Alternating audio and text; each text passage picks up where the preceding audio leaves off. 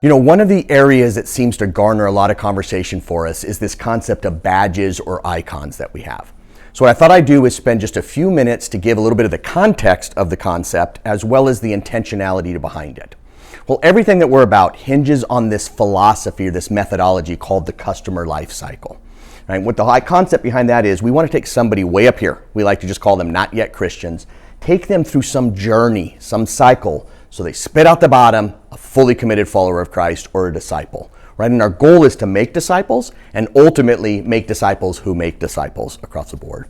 So where this came from is we were sitting together in a room, we were saying, man, the problem is we treat everybody like they're the exact same place or they're running at the exact same pace, but they're not. They're all over the place. So when I was talking to one of our adult ministries pastors, I said, wouldn't it be great if we just had something that gave us a really quick indication of where people were in the journey? That would help us shepherd them better, steward them better, talk to them better. We just want to know. That's what drove to the concept of these icons. It was really meant to be more, how do we determine or understand or see where people are in that journey? So the badges relate very directly right over to the life cycle.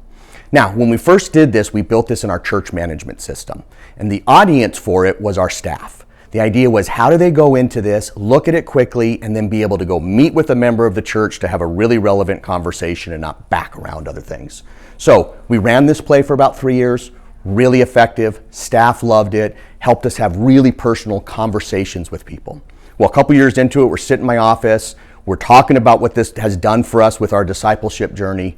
And it hit us both. We said, you know what's crazy is this is really, really effective for staff, and we use it really well to help make disciples.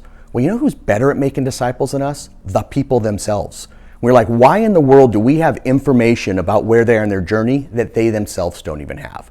And it was in that moment that we said, we need to expose this information. We need to give this to the member to help them see both the journey and where they are in the journey.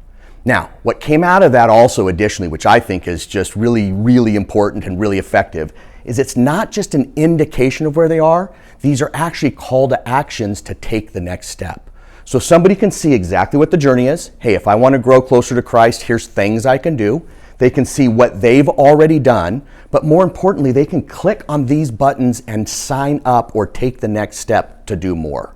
This call to action has been incredibly effective.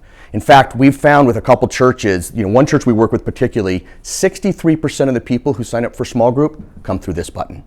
Another set of churches that we work with, 80% of the people who enter to give, the doorway they enter through is this give button right here.